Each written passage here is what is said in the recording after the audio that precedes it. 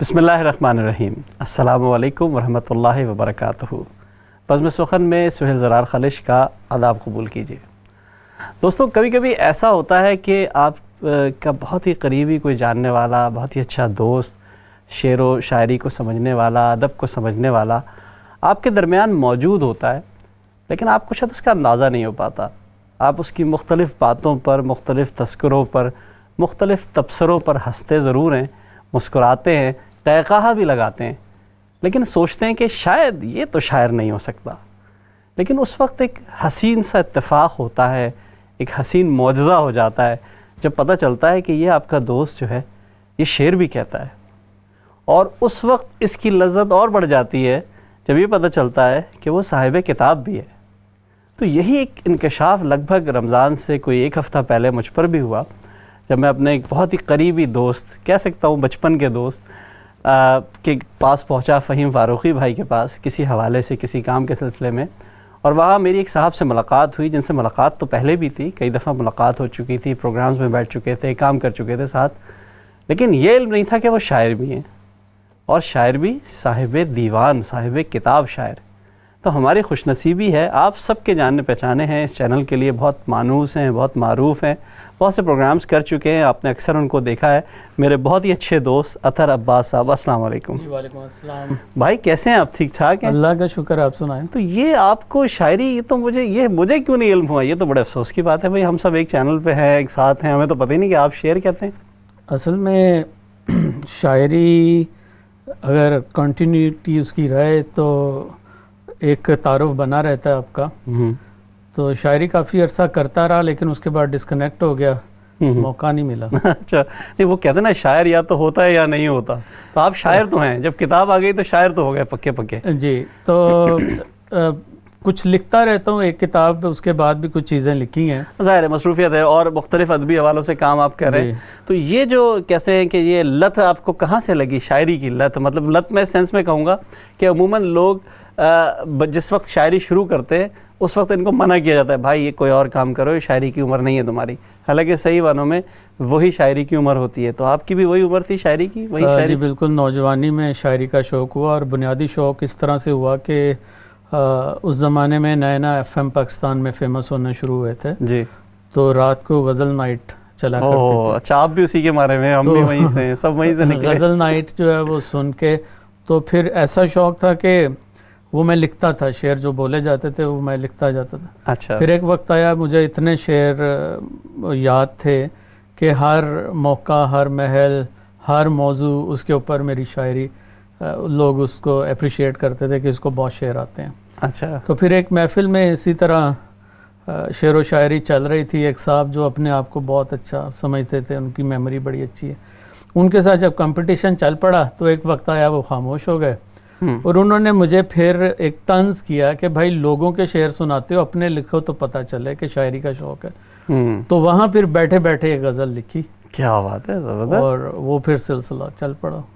اچھا، اس سلسلہ شاعری کا تو چل پڑا، ظاہر ہے آپ کی اور مصروفیات بھی ہیں. میں نے آپ کو دیکھا، آپ ٹی وی پہ بھی پروگرام کرتے رہے، ابھی بھی آپ کہیں نہ کہیں جڑے ہوئے ہیں میڈیا کے ساتھ. آپ آج کے دور میں، یہ سوال مجھے بعد میں پوچھنا تھا لیکن میں اس لیے پوچھ رہا ہوں کیونکہ آپ سے ڈسکشن بھی ہوتا رہے گی تو مزہ آئے گا. مطلب مختلف شاعر ہیں، جو کچھ تو بس وہ فیس بک ہی شاعر ہیں، کچھ جو ہیں وہ ہمارے واٹس اپ ہی شاعر ہیں. کچھ لوگوں کو تو واٹس اپ نے مطلب بڑے عظیم شاعر فراز کو بھی اس قدر بدنام کر دیا، اور کچھ لوگوں کو مشہور بھی کر دیا. تو آپ نے اس میڈیم کو، میں نے نہیں دیکھا کہ آپ نے بہت زیادہ استعمال نہیں کیا ہے. فیس بک پہ تو آپ کے اشعار، شاعری، اس حوالے سے آپ اتنا کیوں نہیں آپ نے کام کیا؟ فیس بک پہ میں لکھتا ہوں کبھی کبھی، لیکن وہ شرارتی شعر ہوتے ہیں. اچھا. مطلب سنجیدہ نوعیت کے شعر جو ہیں وہ کم لکھے ہیں، جس کو مزاح کہہ لیں آپ.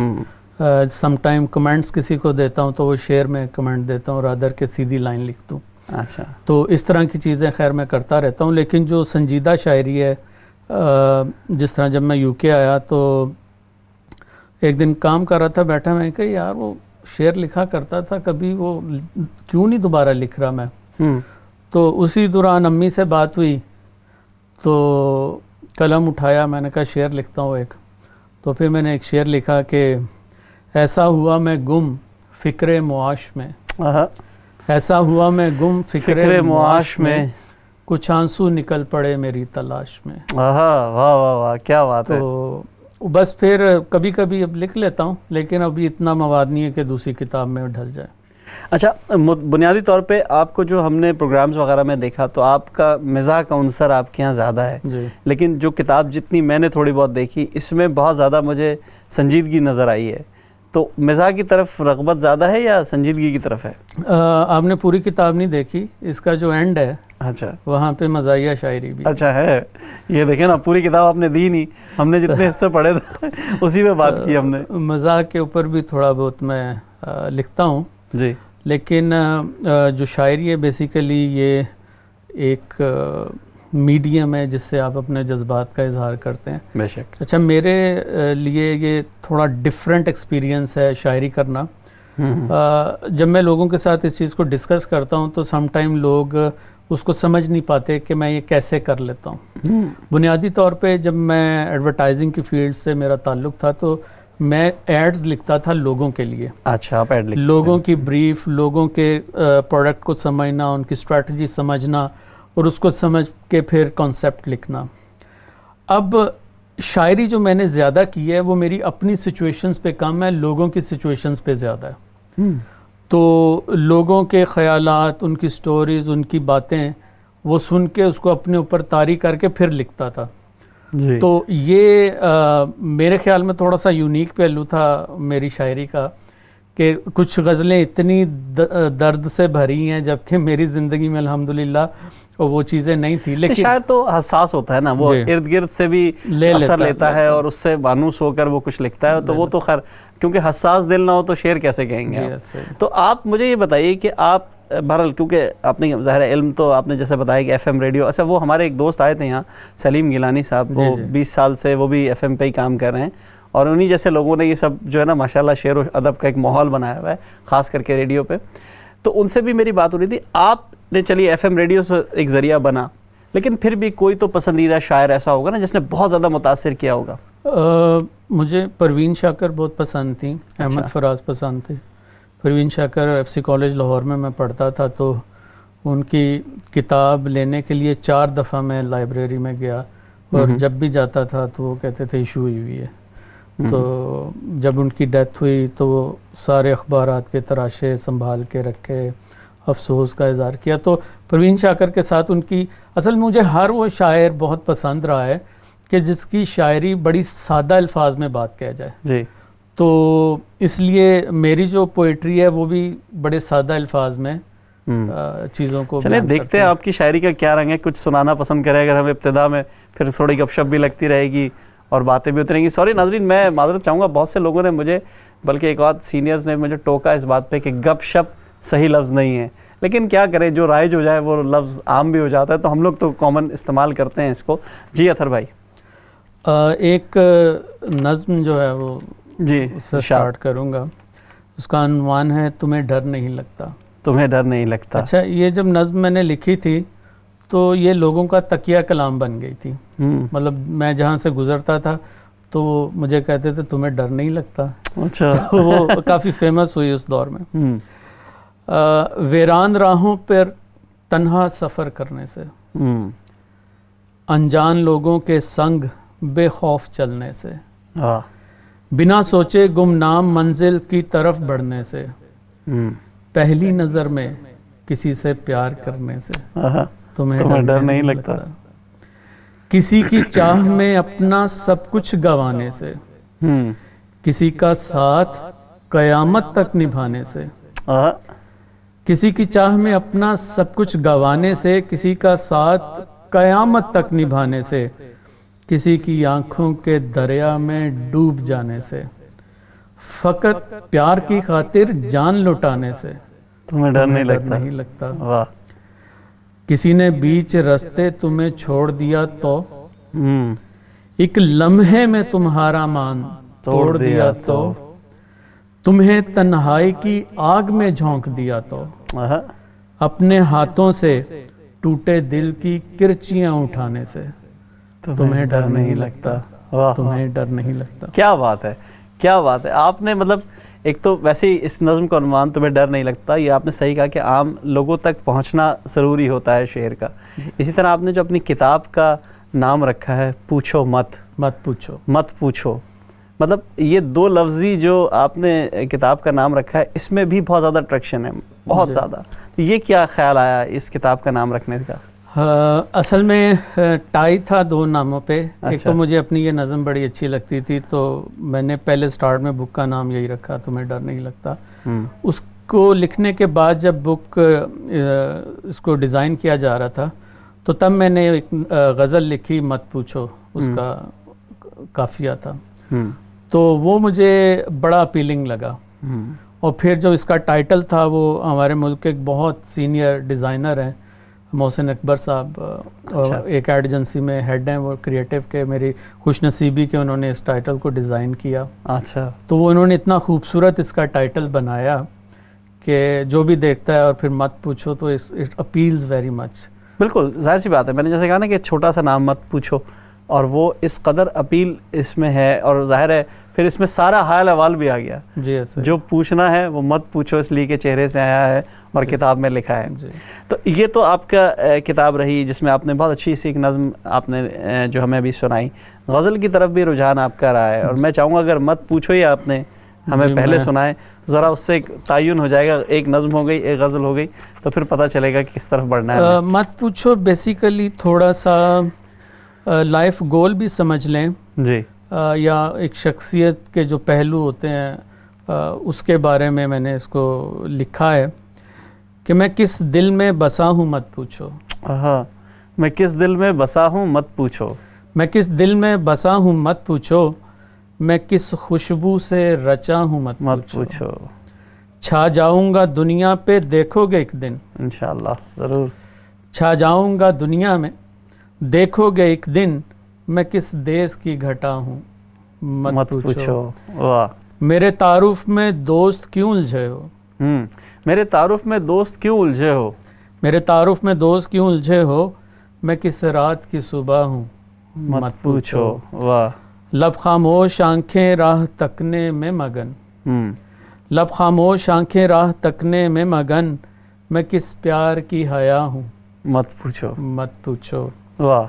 اور یہ انداز، یہ فکر، یہ شان، یہ ادا. واہ. یہ انداز، یہ فکر، یہ شان، یہ ادا، میں کس گہرائی سے ابھرا ہوں مت پوچھو. مت پوچھو. کہ آج جو آپ کو نظر آ رہا ہے یہ سارا میلہ، اس سے پہلے میں کہاں تھا وہ مت پوچھو. اور راز کی بات ہوں تو راز ہی میں رکھنا اتھر، میں کس محفل کی شمع ہوں مت پوچھو. واہ واہ واہ، کیا بات ہے، زبردست زبردست. اچھا، آپ کی ان دونوں چیزوں سے جو میں نے مختصر اندازہ لگایا، ظاہر ہے مزاحیے کی طرف ہم آئیں گے تو ہم دیکھیں گے کہ ظاہر ہے شاعر کی جو سوچ ہوتی ہے وہ محدود نہیں ہوتی، وہ بہت وسیع ہوتی ہے، اور اس کا کینوس بہت بڑا ہوتا ہے، بہت سے خیالات اس کے اندر آتے رہتے ہیں جاتے رہتے ہیں. آپ نے میرا خیال ہے جو ایک جدیدیت اور ما بعد جدیدیت سے بھی آپ پرے ہو گئے، آپ نے بالکل ایک عام سی زبان استعمال کی. تو آپ نے جب یہ زبان استعمال کی اور یہ لکھا تو آپ کو اس بات کا احساس تھا کہ یہ رد بھی ہو سکتی ہے یا قبول ہی ہوگی؟ اصل میں جس پرنٹر نے اس بک کو چھاپا تو اس کے پاس جب میں گیا، اس نے مسودہ دیکھا، پڑھنا شروع کیا، تو وہ مجھے کہنے لگا یار مجھے شاعری کا شوق نہیں ہے، ٹھیک ہے میرا پرنٹنگ پریس ہے اور میں پبلشر ہوں، بٹ یہ جب میں پڑھ رہا ہوں تو مجھے لگ رہا ہے کہ یہ میری بات ہو رہی ہے اور اتنی آسان ہے کہ مجھ جیسا بندہ بھی سمجھ رہا ہے. کیا بات ہے. تو اس سے مجھے اندازہ ہوا کہ یہ ایک ایسی بک ہے جو ایک ایسا بندہ جس کو شاعری کی بہت زیادہ سمجھ بوجھ نہیں ہے، وہ بھی اس کو پڑھے گا تو وہ ضرور اس کو انڈرسٹینڈ کرے گا اور اپنے اوپر شاید اس کو طاری کر سکتا ہے ان باتوں کو. تو مجھے اندازہ تھا کہ یہ بہت آسان زبان میں لکھی گئی ہے جی، تو لوگ لازمی سمجھیں گے اور اپریشیٹ کریں گے. بہت اچھی بات کی. مطلب آپ کے سے پہلے اگر ہم تاریخ میں جائیں تو ہم نے دیکھا تھا کہ غالب کا بھی جب دیوان مرتب ہو رہا تھا اور وہ جب تحریر اس کو کر رہے تھے اور وہ جو خوش خطی کر رہے تھے، خطاطی کر رہے تھے، وہ ہر شعر پہ سر دھنتے تھے، اور غالب کے پاس جب وہ پہنچے تو کہنے گا بھائی میں تو ایک ایک شعر پہ واہ واہ واہ میرے دل سے نکل رہی ہے. تو انہوں نے کہا بھائی آپ کو لکھنے کے لیے دیا تھا، پڑھنے کے لیے نہیں دیا تھا.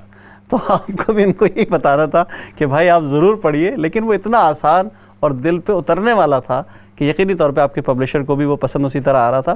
تو اچھا، آپ نے مشاعروں سے کیوں آپ اتنا کنارہ کشی ہے، اس کی کیا وجہ ہے؟ مشاعروں سے میری کنارہ کشی نہیں ہے، مشاعروں کا مجھے پتہ ہی نہیں چلتا تھا کہاں ہو رہے ہیں، کب ہو رہے ہیں۔ اب تو آپ بزم سخن کا حصہ ہیں جناب، تو اب مجھے یہاں کا ماحول اب اگر ملے گا اور آپ مجھے کہیں انوائٹ کریں گے ضرور کریں گے۔ اور ہمارے ساتھ ایک کالر ہے، دیکھتے ہیں کون اور کہاں سے۔ السلام علیکم۔ السلام علیکم جی، کیا حال چال ہے؟ وعلیکم السلام جی۔ سہیل بھائی، میں آپ کا پروگرام بہت شوق سے دیکھتا ہوں، ماشاءاللہ بہت اچھا پروگرام ہے جی، اور یقین کریں کہ آپ جس طرح کے اعلیٰ معیار کے شعراء کو یہاں بلاتے ہیں اور جو آپ کا گلدستہ ہے پورا ایک پھولوں کا اور شعراء کا، اس میں ماشاءاللہ یہ سب سے بڑا پھول آیا ہے اور بہت ہی خوبصورت پھول ہے۔ تو اور میں ان کا بہت زمانے سے ان کا مداح ہوں، یہ بھی اپنے دور کے جو ولی دکنی اور داغ دہلوی کے برابر کے شاعر ہیں ماشاءاللہ۔ جی جی، میں نے تو سنا تھا آپ نے ان کی غزلیں جو ہیں وہ اپنے مطلب کافی عرصے سے اپنے پاس رکھی ہوئی تھی، آپ مختلف اس پر کام بھی کر رہے تھے، آپ نے اس پہ گایا بھی تھا کچھ، کیا تھا وہ سب قصہ؟ کچھ شاعر ہیں، ان کے کچھ شعر بہت اعلیٰ ہیں۔ جیسے ایک شعر ان کا بہت مشہور ہوا کہ میرے مذہب میں شراب پینا حرام ہے، میرے مذہب میں شراب پینا حرام ہے، اسی لیے تیری جدائی میں لسی پی رہا ہوں۔ واہ واہ واہ، کیا بات ہے، ٹھیک ہے نا؟ تو مطلب اور اس کے علاوہ بھی اور شعر ہیں جیسے نہ صورت بری نہ سیرت بری، برا ہو وہ جس کی نیت بری۔ واہ واہ، کیا بات ہے، ٹھیک ہے نا؟ تو مطلب ماشاءاللہ آج جو آپ شاعر صاحب تشریف لائے ہیں، انہوں نے آج آپ یقین نہیں کریں گے اردو ادب کی دنیا میں جی تقریباً وہ والا انقلاب لائیں گے جو ارسطو لایا تھا فلسفے میں۔ اچھا، کیا بات ہے، تقریباً وہ مطلب تبدیلی آ نہیں رہی، تبدیلی آ گئی ہے۔ مجھ سے ورنہ صاحب یہ تھا کہ کسی دن مجھے ملاقات کا شرف بخشیں، میں ان کے ہاتھ پاؤں چھونا چاہتا ہوں صرف۔ نہیں، اب یہ تو ان سے پتہ کرنا پڑے گا کہ ان کی کیا مصروفیت ہے، تو آپ ہمارے اسٹوڈیو میں باہر کھڑے ہو جائیں گے۔ یہ تب ہوتا ہے سہیل بھائی جی، جب آپ محافل میں مزاحیہ شعر سنائیں اور پروگرام میں آ کے سنجیدہ شعر سنانا شروع کریں۔ اچھا، پھر یہ اس وقت اس طرح کا ریئیکشن ہو جاتا ہے اس میں؟ تو جب لوگوں کو یہ پتا ہے کہ یہ مزاحیہ شاعری کرتا ہے اور یہاں بیٹھ کے درد اور جدائی کی باتیں کرتا ہے تو پھر ایسے ریئیکشن تو آتے ہیں۔ نہیں، ہم ابھی ان سے جو ہے دوبارہ مختلف اور اشعار بھی سنیں گے، تو آپ ہے لائن پہ چلے گئے؟ اچھا، ایک اور کالر جی۔ السلام علیکم۔ وعلیکم السلام جی، عقیل دانش عرض کر رہا ہوں۔ حضور قبلہ، کیسے ہیں آپ؟ ٹھیک اللہ کے کرم میں بھائی، آپ بتائیے خیریت سے ہیں؟ بالکل ٹھیک ٹھاک ٹھیک ٹھاک۔ اطہر عباس صاحب ہمارے درمیان موجود ہیں ماشاءاللہ۔ یہ سر عقیل دانش صاحب ہمارے استاد ہیں، بزم سخن کے جو ہے سرپرست اعلیٰ ہیں۔ بھائی سہیل، آپ ہیرے تراشتے ہیں اور کہاں کہاں سے لوگوں کو لا کے ہم لوگوں کو محسوس کرتے ہیں۔ اطہر صاحب، اطہر صاحب کو میں سن رہا ہوں، ان کی باتیں بھی سن رہا ہوں، ان کے دیوان کا قصہ بھی میں نے سنا۔ ایک شعر ان کی نظر کرتا ہوں۔ اللہ اکبر، واہ واہ سر۔ بھائی اطہر کو مبارکباد، سادہ کہتے ہیں، خوب کہتے ہیں۔ واہ واہ واہ، کیا بات ہے، رہیے اور ہمیں محسوس کرتے رہیے۔ بہت شکریہ سر، بہت شکریہ، بہت شکریہ۔ عقیل صاحب جو ہے، آپ ان کو دانش صاحب کو، عقیل دانش صاحب کو آپ جانتے ہی ہیں، بہت بڑا نام ہے اور یہ ہمیشہ اس چیز کی تلاش میں رہتا ہے کہ کہاں اچھے شعر کہے جا رہے ہیں اور پھر لوگوں کو جمع کرنے کا۔ اب انشاءاللہ آپ بھی ہمارے اس میں ضرور شامل ہوں گے۔ تو یہ ابھی فہیم بھائی کا فون آیا اور بہت کچھ باتیں ہوئیں، بہت آپ کے مداح بھی ہیں، وہ بڑے اچھے اشعار سنے، تو تھوڑا مزاح کا رنگ ہو ہی جائے میرا خیال ہے، کیونکہ اب جو سنجیدگی کا عنصر ہے وہ اپنی جگہ ہے، وہ تو گفتگو میں جلتا ہی رہے گا، لیکن میں سمجھتا ہوں کہ مزاح کے حوالے سے بھی شاعری ہو۔ انقلاب کی بات ہو رہی ہے کافی حد تک، تو میں نے کہا چلیے اب انقلاب لاتے ہیں کہ مزاح، سنجیدگی سے مزاح کی طرف چلتے ہیں۔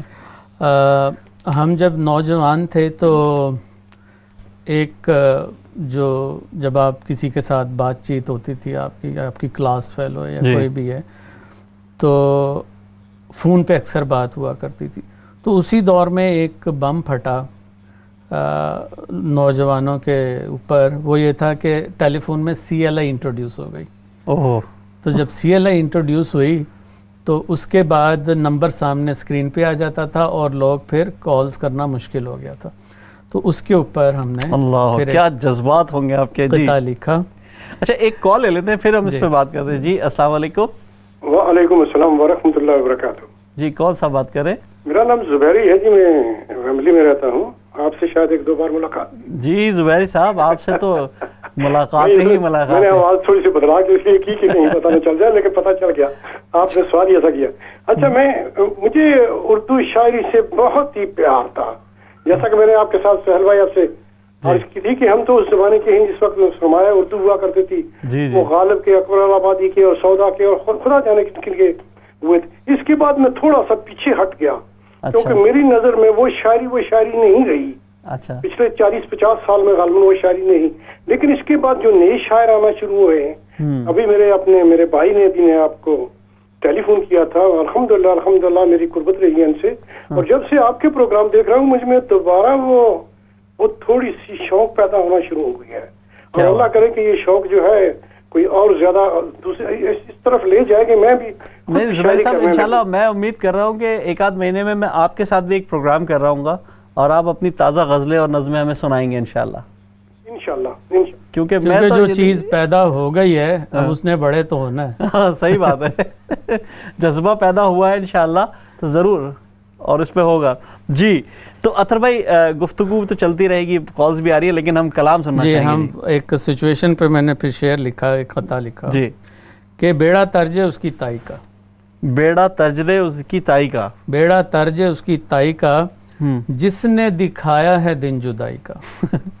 جس نے دکھایا ہے دن جدائی، جس نے دکھایا ہے دن جدائی کا، ذرا سوچوں تو قصور اس کا بھی نہیں، یہ سب سے آپا ہے سی اللہ کا. ہائے ہائے ہائے ہائے، کیا دل سے نکلی تھی سی اللہ پہ. جی تو وہ اس دور میں مسائل تھے نوجوانوں کے. نہیں بہت مسائل تھے جناب. آپ تو آج کل تو بڑے آسانیاں ہیں، سہولتیں بہت ہیں. اس زمانے میں تو مطلب اچھا اب چلے اس سے جڑتا ہے کیونکہ بریک پہ جانا، ایک چھوٹا سا سوال پوچھیں گے. ہر شاعر سے یہ پوچھنا ضروری ہوتا ہے کہ آپ کا فلسفہ شاعری ہے کیا بنیادی طور پہ؟ کیونکہ لوگ عشق کو کہتے ہیں، کچھ مذہب کو کہتے ہیں، کچھ سیاست کو کہتے ہیں. غزل میں سارے مضامین آ ہی جاتے ہیں اس لیے سب کور ہو بھی جاتا ہے. آپ کا کیا ہے فلسفہ شاعری؟ میرا جب میں نے ایکچولی شاعری شروع کی تھی تو تب کوئی، آپ کو میں نے بتایا واقعہ، کوئی کلیئر روڈ میپ نہیں تھا کہ میں نے کرنا کیا ہے، بس غزل لکھ دی. لیکن جوں میں پھر شعر لکھنا شروع ہوا تو مجھے یہ اندازہ ہوا کہ شعر میں اتنی طاقت ہے، اتنی اس میں پاور ہے کہ آپ لوگوں کے خیالات پہ اثر انداز ہو سکتے ہیں. تو پھر میں نے کچھ ہلکا سا تصوف کی طرف بڑھنا شروع کیا اور اس کے اوپر لکھنے کی کوشش کی. جس طرح ایک چھوٹا سا قطعہ ہے، اس کے بعد آپ بریک پہ چلے جائیے گا، کہ تو جس بھوک میں مارا مارا پھرتا ہے، تو جس بھوک میں مارا مارا پھرتا ہے، وہی بھوک تجھے کھانا جائے کہیں. تو جس بھوک میں مارا مارا پھرتا ہے، وہی بھوک تجھے کھانا جائے کہیں. وقت کی لاٹھی بے آواز ہے بہت، وقت کی لاٹھی بے آواز ہے بہت، وقت کی لاٹھی بے آواز ہے بہت، لوٹ آ کہ وقت آنا جائے کہیں. کیا بات ہے، واہ واہ واہ. مطلب اب دیکھیں نا کتنے در کھل رہے ہیں آپ کی شاعری کے کہ 3-4 چیزوں میں. جی آپ کنٹینیو کریں.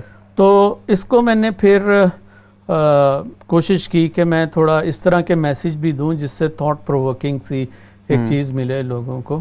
اور واقعی ہم جس تگ و دو میں لگے ہوئے ہیں، رزق کمانے، اتنی مصروفیت ہے، دین سے دور، خاندان سے دور، تو ہم نے اپنی اصل چھوڑتے جا رہے ہیں.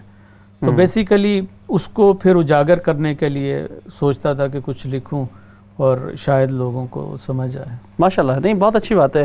اس میں بہت ضروری ہے کہ ہم اس پر مزید بھی گفتگو کریں گے، لیکن ایک چھوٹا سا ہمیں بریک پہ جانا ہے اور بریک کے بعد ہم اس سلسلے کو یہی سے جوڑیں گے، بلکہ آپ کی اور اچھے اشعار بھی سنیں گے. دوستوں سلسلہ جاری ہے اطہر عباس بھائی سے گفتگو کا، ہم ان سے بات کر رہے ہیں. ایک چھوٹے سے بریک پہ جا رہے ہیں، اس کے بعد ضرور آپ سے ملاقات ہوگی. آداب عرض ہے.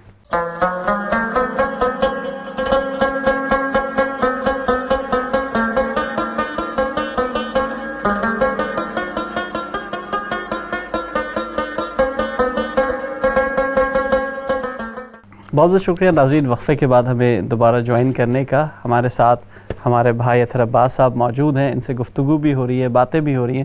اطہر بھائی ماشاءاللہ بہت اچھے نوجوان شعراء جن کا میں کلام دیکھ رہا ہوں، پڑھ رہا ہوں، سمجھ رہا ہوں. ذوالفقار تیمور کے اشعار دیکھیے، اگر آپ ارباز ارزی کو دیکھیے، آپ آصف کو دیکھیے، کتنا اچھا. ابھی میں نے بلکہ رمضانوں میں ان کا ایک شعر بھی پڑھا کہ ان کے سائے میں بخت ہوتے ہیں، باپ گھر میں درخت ہوتے ہیں. بہت اچھا شعر تھا آصف کا. اس کے علاوہ ذوالفقار تیمور کا آپ دیکھیں کتنا اچھا، وہ 2 جو اشعار ان کے بہت ہی مشہور اس وقت ہوئے میں کہ کل شب ہوا نے میرا اشارہ سمجھ لیا، اٹھ کر مجھے چراغ بجھانا نہیں پڑا. اور دوسرا ان کا جو شعر تھا بڑا ہی مشہور اور بہت ہی معنی لیے ہوئے ہے، جس میں وہ کہتے ہیں کہ ہم اتفاق رائے سے زندہ بچھڑ گئے، ایک دوسرے کو مر کے دکھانا نہیں پڑا. تو مطلب ایک بہت ترنگ، ایک نئی جو لہر آئی ہوئی ہے. اور خاص کر اس بات کو میں آپ کی شاعری سے اس لیے جوڑتا ہوں کہ آپ بھی آسان لفظوں میں مستقل باتوں میں ایسی باتیں کہہ رہے ہیں جو آسانی سے کہی جا سکتی ہیں، ورنہ عموماً لوگ بہت مشکل اور دقیق الفاظ استعمال کرتے ہیں اپنے مضامین کو پیش کرنے کے لیے. تو آپ سے اس بات کی انسپریشن آپ ظاہر لاہور میں پلے بڑے ہیں، وہاں آپ رہے ہیں، بہت بڑا ایک احباب کا ایک حلقہ ہے، اور لاہور کا جو دبستان ہے وہ بہت قدیم ہے، یعنی کہ وہ دبستان لکھنؤ اور دلی کے برابر کا ہے. یعنی کہ یہ نہیں ہے کہ اس سے پہلے اس کے بعد کا ہے، اس سے پہلے کا نہیں لیکن اس کے ساتھ کا ہے. بلکہ میں سمجھتا ہوں کہ پنجابی شاعری جو بہت پہلے سے چل رہی تھی وہ تو خیر بہت ہی کمال تھا. تو آپ نے وہاں سے کیسے فیض حاصل کیا؟ آپ ظاہر لاہور میں پلے بڑے تھے، اس بارے میں کچھ بتائیے ہمیں. مجھے ایک وقت آیا جس میں مجھے کچھ شوق ہوا کہ میں جا کے جو بڑے شاعر ہیں ان کو جا کے سنوں. تو ناصر باغ لاہور میں ایک چبوترا سا تھا، ایک چائے کا جی ٹھیلا سا تھا، وہاں پہ شاعر اکٹھے ہوتے تھے اور اپنی شاعری سناتے تھے. تو میں وہاں پہ جا کے سنتا ضرور تھا، لیکن کبھی ہمت نہیں ہوئی ان کو یہ بتانے کی کہ میں بھی شعر کہتا ہوں کہ میں بھی شعر کہتا ہوں. اور کیونکہ مجھے یہ لگتا تھا کہ وہ بہت اچھے شاعر ہیں، اور جب میں ان کو سناؤں گا تو پتہ نہیں وہ میرے بارے میں کیا ان کی رائے ہوگی. بٹ وہاں سے مجھے کافی کچھ دیکھنے کو سیکھنے کو ملا. اچھا. اور اس کے علاوہ بھی ایک دفعہ ایک ٹی وی پروگرام میں جانے کا اتفاق ہوا پاکستان میں. وہاں پہ میں نے اپنے شعر سنائے، وہاں سے بھی کچھ کانفیڈنس مجھے ملا ماشاءاللہ. تو اس طرح. تو آپ نے کبھی کوئی چھپنے کی طرف آپ نے کہیں بھیجی کوئی غزلیں، کسی دیوان آپ کی کہیں کتاب آپ کی جو رسالوں میں یا کہیں اور غزلیں چھپیں، کچھ کلام آپ کا؟ جی بہت کم میں نے بھیجی ہیں. اچھا. لیکن وہ چھپی ضرور ہیں. اور شروع میں تو وہ کٹنگز وغیرہ بھی سنبھال کے میں نے وہ تو بڑا شوق ہوتا تھا بھائی. میرے پاس بھی کوئی 20-20 سال پرانی چیزیں رکھی ہوئی ہیں. اصل میں میری والدہ کی جو فیملی ہے وہ ساری ان کے علم و ادب سے ان کا تعلق رہا ہے. اچھا اچھا. اور ہم جتنے بھی کزن ہیں ان میں سے کوئی بھی شاعری کی طرف نہیں گیا. میرے جو نانا جان تھے اللہ بخشے، وہ فارسی میں بہت بلند پائے کے شاعر تھے. اچھا. اور انہوں نے بلکہ جو مغل خاندان ہے ان کی ایک ایسی تاریخ لکھی تھی کہ جو شاید مجھے بڑا افسوس ہے وہ ابھی تک پبلش نہیں ہو سکی، بہت تحقیق کے ساتھ. تو علم و ادب سے تعلق رہا. میری خالہ شاعری کرتی تھی اس طرح، تو وہ تھوڑا سا ان کی طرف سے رنگ ضرور آیا. مطلب ایک طرف سے فیملی کی طرف سے اور ظاہر ماحول کا تو اثر آتا ہے. اچھا، اب چاہیں گے کیونکہ فرمائشیں بہت زیادہ ہیں، ہم چاہیں گے کلام آپ کا سنتے رہیں اور تھوڑا سا مزاح کا. آپ ایک تو CLI تو آپ نے ہمیں سنایا، تو اب ہمیں کیا سنائیں گے آپ ہمیں؟ میں جب آپ کو میں نے بتایا ایڈورٹائزنگ سے میرا تعلق ہے، تو ہمارے ایک ملٹی نیشنل کمپنی پاکستان میں آئی ایڈورٹائزنگ کی، تو میں وہاں پہ اپلائی کرنا چاہتا تھا. تو میرے ایک دوست نے مشورہ دیا، تم چونکہ اردو آپ کا مین رائٹنگ کا سٹائل ہے، اردو کاپی رائٹنگ آپ کرتے ہیں، تو آپ اپنا CV اردو میں لکھیں.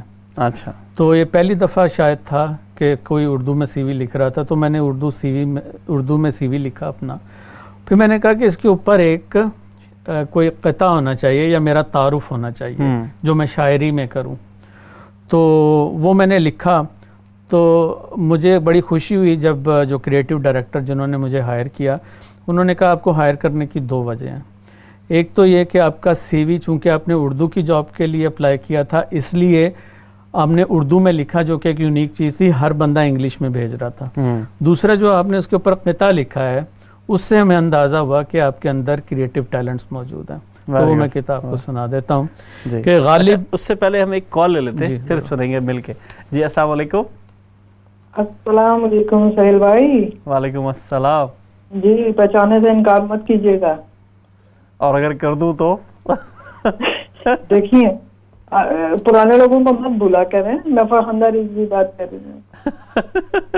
انتہائی معذرت، میں اصل میں ایک اور ایکسپیکٹ کر رہا تھا کیونکہ آج عجیب قسم کی کالیں آ رہی ہیں، تو میں نے سمجھا کہ شاید کوئی اور میرا مقصد یہ ہے کہ اب یہ ہے کہ نئے نئے شاعر آنے لگے، پرانے شاعروں کو بھولتے جا رہے ہیں. نہیں ایسی بات نہیں ہے، آپ تو بہت سینئر شاعر ہیں فرخندہ بہن، اور آپ کا تو ماشاءاللہ کلام، کتنی ماشاءاللہ کتابیں آپ کی آ چکی ہیں.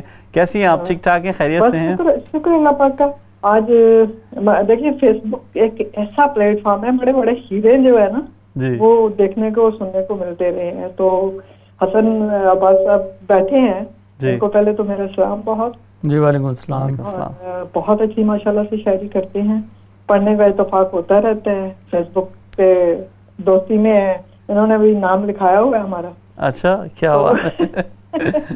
تو اچھا لگ رہا ہے ماشاءاللہ سے آپ کا پروگرام جو ہے. آپ تو ہمیشہ سے حوصلہ افزائی کرتی ہے. میرے پہلے پروگرام میں آپ کی کال آئی تھی، مجھے یاد ہے، اور اس سے آپ آج تک ماشاءاللہ مجھ سے ان ٹچ ہیں، اور کہیں نہ کہیں ملاقات ہوتی. کچھ ہماری کم نصیبی رہتی کہ آپ سے ملاقات نہیں ہو پاتی، نہیں تو آپ تو اپنے طور پہ ہمیشہ محبت کرتی ہیں. اس میں بھی ہماری پی ایچ ڈی ہو گئی ہے نا. ہاں جی بالکل، پی ایچ ڈی ہو گئی ہماری، اور بہت اچھا لگ رہا ہے ماشاءاللہ سے. اور اللہ پاک اسی طرح سخن کا پلیٹ فارم جاری ہے. بہت شکریہ فرخندہ بہن آپ کی کال کا. ماشاءاللہ دیکھیں محبت کرنے والے ہیں لوگ، کہیں نہ کہیں سے کال کرتے تھے. جی آپ کو خطا سنیں گے آپ. جی کتاب میں نے یہ لکھا تھا کہ غالب فیض ہے نام بڑے. غالب فیض ہے نام بڑے، کوئی ان سا کیسے کامل ہو. واہ. غالب فیض ہے نام بڑے، کوئی ان سا کیسے کامل ہو. تخلیق کا مگر جب نام آئے تو میرا نام بھی شامل ہو. کیا بات ہے، کیا بات ہے. واہ واہ واہ. تو یہ تو واقعی آپ نے اپنی سی وی کا اظہاریہ اس طرح بیان کیا، تو ظاہر ہے پھر تو بہت اچھا تھا یہ. جی بالکل. کچھ شعر ایسے ہوتے ہیں جب آپ لکھتے ہیں تو آپ کو اندازہ ہوتا ہے کہ شاید اس سے آگے لکھنا شعر کے لیے ناانصافی ہوگی. تو کچھ شعر میں نے لکھے ہیں، وہ میں آپ کو جلدی سے سنا دیتا ہوں. خواہش قربت نہ سمجھ میری فطرت. خواہش قدرت، خواہش قربت نہ سمجھ میری فطرت، فقط چاہتا ہوں میں روح تک رسائی. پھر پڑھیے بھائی، پھر پڑھیے. واہ واہ واہ. خواہش قربت نہ سمجھ میری فطرت، فقط چاہتا ہوں میں روح تک رسائی. واہ. اور ایک اور شعر اسی طرح انڈیپینڈنٹ شعر ہے یہ بھی. یہ سوچ کر نکل آئے ہم اس کی حیات سے. یہ سوچ کر نکل آئے ہم اس کی حیات سے. یہ سوچ کر نکل آئے ہم اس کی حیات سے. سورج کی آب و تاب میں چمکتا نہیں ہے چاند. کیا بات ہے. پھر پڑھیے بھائی. واہ واہ واہ. یہ سوچ کر نکل آئے ہم اس کی حیات سے، سورج کی آب و تاب میں چمکتا نہیں ہے چاند. کیا بات ہے. واہ واہ واہ. تو اس طرح کے مختلف جو شعر ہیں چھوٹے موٹے وہ. اچھا تھوڑا ہم چاہیں گے کہ یہ تو آپ نے ظاہر ہے بہت اچھا ایک ماحول بنایا. ظاہر ہے جو اشعار ہوتے ہیں مختلف، وہ مختلف راہیں تعین کرتی ہیں اس کا، مختلف آپ کی فکر اور سوچ کی طرف لے کے جاتے ہیں. آپ نے بہت سے فرد بھی ہم کو سنائے، مختلف جو سنگل اشعار جس کو کہتے ہیں. لیکن میں چاہوں گا کہ کوئی مزاح کے حوالے سے اگر کوئی چیز آپ ہمیں اور سنانا چاہیں تو وہ ایک دوسرا تعین کرتے ہیں رخ کا. مزاح میں اب یہ کچھ سالوں میں تھوڑی سی پولیٹیکل سٹیبلٹی ہے اس حوالے سے کہ پہلے کسی زمانے میں کہا کرتے تھے، انڈین کہا کرتے تھے کہ نہرو صاحب اتنے لباس نہیں بدلتے جتنے پاکستان میں حکومتیں بدل جاتی ہیں. تو ابھی کچھ 10 سال سے 5 سال کی انہوں نے مدت پوری کی ہے. تو وہ جو ہمارا ایک پولیٹیکل سینیریو تھا اس کے اوپر میں نے ایک قطعہ لکھا تھا کہ دیکھ کر پھٹی ہوئی سیٹ نائی کی. دیکھ کر پھٹی ہوئی سیٹ نائی کی. ہمارے پنجاب میں نائی کہتے ہیں جو بال وغیرہ. جی نائی سب کو وہ اسی کو کہتے ہیں. دیکھ کر پھٹی ہوئی سیٹ نائی کی، بولے ہم چلو تم بھی ملکی نظام کے ساتھ. اچھا. بولے ہم چلو تم بھی ملکی نظام کے ساتھ. یہاں بدل جاتی ہے کرسی 2 سالوں میں، بدل ڈالا کرو تم بھی انتخاب عام کے ساتھ. واہ واہ واہ. کیا بات ہے. واہ واہ. بہت خوب بہت خوب. اچھا آج کل کا جو ماحول ہے، ظاہر ہے ایک پاکستان سے ہم بھلے کتنی دور رہیں لیکن ہمارے دل تو وہیں دھڑکتے ہیں، اور ہم میں سے کوئی بھی ایسا نہیں ہوگا جو کبھی نہ کبھی دن کے کسی حصے میں پاکستان کی کسی نیوز کی طرف نہ جاتا ہو اور اس طرف رغبت نہ دکھاتا ہو. تو اس سے بھی اثر لیتا ہے انسان، وہاں کے حالات سے، ماحول سے. اس سے بھی آپ نے کوئی اثر لیا؟ اس سے بھی جیسے آپ نے کہا نا کہ میں ماحول سے اثر لے کر شاعری میں نے کی ہے زیادہ تر. جی بہت دفعہ ایسا ہوتا ہے کہ جس طرح میں نے کچھ ملی نغمے لکھے، جی پاکستان کے حالات کے اوپر کچھ لکھنے کی کوشش کی. پھر جو میرا ایک بڑا فیوریٹ سبجیکٹ ہے اور وہ یہ ہے موٹیویشنل اسپیکنگ، کیونکہ میں 2 سال ایک ادارے میں ایز اے موٹیویشنل اسپیکر میں نے کام کیا. تو وہاں پہ بھی میری کوشش یہ ہوتی تھی کہ لوگوں کو اپنی گفتگو سے، اپنی جو شاعری اگر تھوڑی بہت ہے اس سے میں لوگوں کو ضرور موٹیویٹ رکھوں اور ان کو ان کے گول جو ہیں اس کے اوپر فوکس کرنے پہ ان کی توجہ جو ہے وہ جائے. تو اس حوالے سے بھی میں نے کچھ جو ہے قطعات لکھے ہیں، وہ میں آپ کو ضرور میں چاہوں گا کہ ضرور ہمارے ناظرین کے لیے وہ قطعات سنائیں. زندگی سے الجھتا ہوں تو تقدیر مسکراتی ہے. زندگی سے الجھتا ہوں تو تقدیر مسکراتی ہے.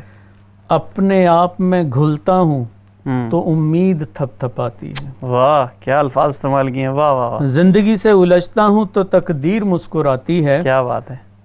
کیونکہ آپ کا کنٹرول نہیں ہوتا نا. جی. اپنے آپ میں گھلتا ہوں تو امید تھپ تھپاتی ہے. سپنے بھی حقیقت کے اب دیکھتا ہوں میں اتھر. سپنے بھی حقیقت کے میں دیکھتا ہوں اب اتھر. سپنے بھی حقیقت کے اب دیکھتا ہوں میں اتھر. ادھورے خواب بنتا ہوں تو آنکھ کھل جاتی ہے. ادھورے خواب بنتا ہوں تو آنکھ کھل جاتی ہے. واہ واہ واہ واہ. تو بیسک اس کا تھیم اس قطعہ کا جو وہ بھی یہی تھا کہ انسان کو جستجو کرنی چاہیے، جب وہ ٹوٹتا ہے تو کھڑا ہونا چاہیے اور اس کو اتنا حقیقت پسند ہونا چاہیے کہ وہ زندگی کی جو تلخیاں ہیں ان کا مقابلہ کرتے ہوئے آگے بڑھیں.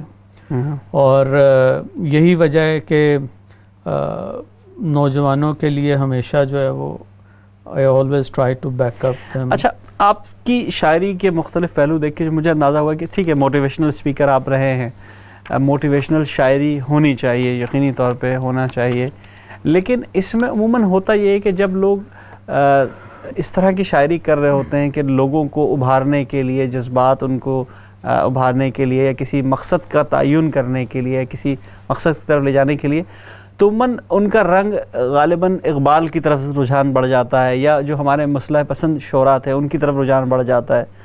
تو آپ کا رجحان کسی خاص مقصد کی طرف، یعنی کہ ہم نے دیکھا ہے کہ ہمارے جو جالب صاحب تھے ان کا مزاج بالکل اسی طرح کا تھا اور بڑی جذباتی شاعری تھی اور بڑی عوامی امنگوں والی شاعری تھی. تو آپ بھی سمجھتے ہیں کہ عوامی امنگوں والی شاعری یا موٹیویشنل شاعری، جس کو آپ الگ کر لیں اگر دونوں کو، تو اس کا رنگ جو ہے وہ آج کے دور میں ٹھیک ہے، کرنا ضروری ہے، چاہیے اس طرح؟ یہ بہت زیادہ ضروری ہے. اس کی وجہ یہ ہے کہ دنیا میں سب سے پاورفل جو چیز ہے وہ الفاظ ہیں آپ کے.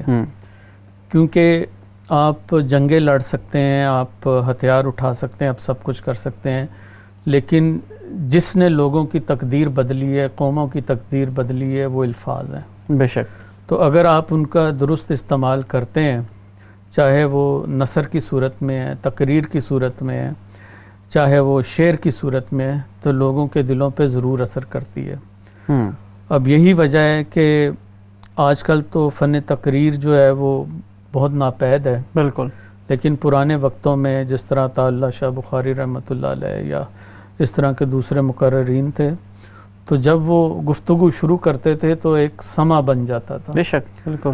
اور یہی فکر جو ہے اقبال نے دی، یہی فکر جو ہے دوسرے شعراء نے دی، اور اسی سے لوگوں کو ایک امید ملی، ایک سوچ ملی، ایک منزل ملی.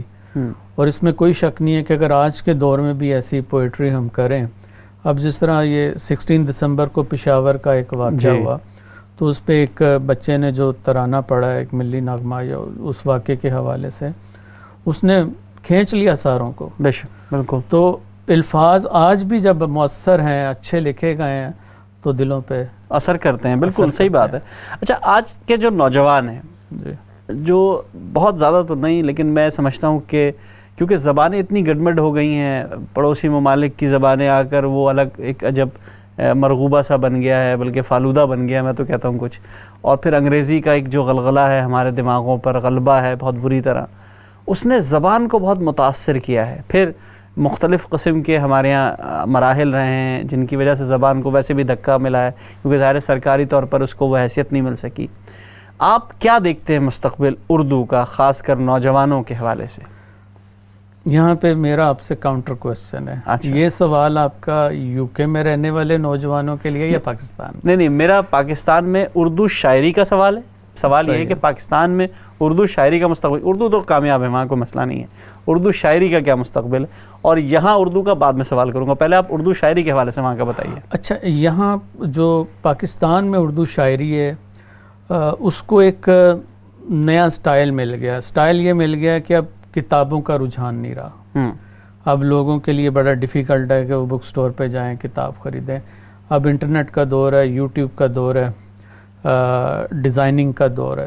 تو لوگ جو شاعری پڑھتے ہیں اور سمجھتے ہیں، آپ کو یوٹیوب پہ بے شمار ایسے نریٹرز ملیں گے جو مختلف شعراء کی نظمیں، غزلیں بڑے اچھے انداز میں پڑھ رہے ہیں. اس کے علاوہ جو دوسرے میڈیمز ہیں ان میں بھی شاعری اسی طرح پنپ رہی ہے. لیکن جو گروتھ 2000 سے پہلے شاعری کو ملی نوجوانوں میں وہ اب نظر نہیں آتی. اچھا، اس کی وجہ یہ ہے کہ جو بچوں کے پاس جو گیجٹس آ گئے ہیں، بچوں کے پاس جو گیمز آ گئی ہیں، بچوں کی جو فزیکل ایکٹیویٹیز ختم ہو گئی ہیں، بچوں نے جو اپنے بہت سارے دوسرے ایک طرح سے ہابیز اختیار کر لی ہیں، تو شاعری اس قدر پاپولر نہیں ہے اس وقت جتنی ہماری ایج یا ہمارے سے بعد بھی پاپولر تھی. تو اس کے اوپر کام کرنے کی واقعی ضرورت ہے. اچھا، میرا اپنا تجزیہ جو میں نے تھوڑا سا دیکھا ہے کہ شاید بڑے شہروں میں تو خیر یہی رجحان ہے جو آپ کہہ رہے ہیں، کیونکہ وہاں ایک اسٹیٹس سمبل بن جاتا ہے. ان میں بھی کچھ پاکٹس ہیں جہاں تناسب اس چیزوں کا کم ہوگا، تو وہاں ہم نے دیکھا کہ رجحان زیادہ ہے شاعری کا. لیکن بہت سے مضافاتی علاقوں کی بستی ہے، مضافاتی علاقوں میں اور اس طرح کی جگہوں پہ ہم نے بہت دیکھا ہے. بہرحال وقت کی تو خیر قلت ہے، تو ہم اس سوال سے تو آپ کو آگے بڑھیں گے اور ہم چاہیں گے کہ آپ کا کوئی کلام سن سکیں، کیونکہ وقت کی قلت ہے. ویسے تو بہت ساری غزلیں ہیں جو آپ اپنی پسندیدہ سنائیں نا ہمیں، اور آپ نے سما تو باندھا ہوا ہے ماشاءاللہ. ایک تھوڑی سی رومانٹک، کیونکہ ابھی تک کوئی رومانٹک چیز جو ہے وہ نہیں سنا سکا. ایک غزل ہے میری، اتنے بھی مراسم نہ بڑھائے کوئی، اتنے بھی مراسم نہ بڑھائے کوئی، آنکھ بھر آئے جب ہاتھ چھڑائے کوئی. واہ واہ واہ واہ واہ. اتنے بھی مراسم نہ بڑھائے کوئی، آنکھ بھر آئے جب ہاتھ چھڑائے کوئی.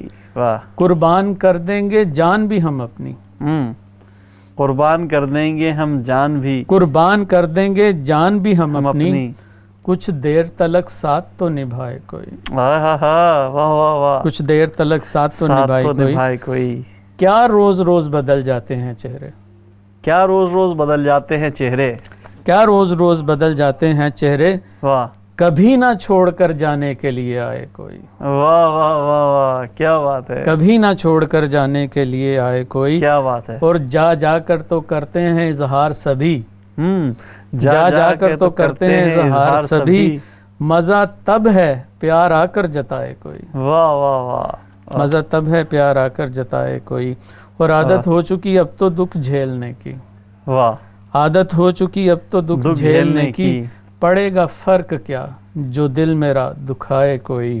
کیا بات. اور جہاں ہو راستہ آگے نہ کوئی پیچھے، جہاں ہو راستہ آگے نہ کوئی پیچھے، ایسے موڑ پر کسی کو نہ لائے کوئی. کیا بات ہے. بند گلی میں نہ لے جائے گا. جی. واہ واہ. اور سنبھال لینا تھر تم دل اپنا، واہ. تمہیں دیکھ کر ہنسی جو مسکرائے کوئی. واہ واہ واہ. کیا بات ہے، کیا بات ہے. ناظرین، ہمارے پاس وقت کی قلت ہے، ورنہ ہم اور بھی جو ہے ہم اشعار ان سے سنتے، اور بھی کلام سنتے، لیکن آپ کو پتہ ہے کہ وقت قلیل ہے اور شاعر کے پاس تو کلام بہت زیادہ. بہت بہت شکریہ اطہر بھائی آپ کی اس آمد کا، اور انشاءاللہ آپ سے پھر ملاقات ہوگی، اور اب مشاعروں میں ضرور ملاقات ہوگی آپ سے انشاءاللہ. تو ناظرین، جیسا کہ آپ نے دیکھا ہمارے درمیان اطہر عباس صاحب موجود تھے. ان کی غزل، ان کی نظم، ان کی قطعات نے کیا رنگ باندھا، ضرور ہمیں بتائیے گا. اگلے پروگرام میں پھر آپ سے ملاقات ہوگی. آداب عرض ہے.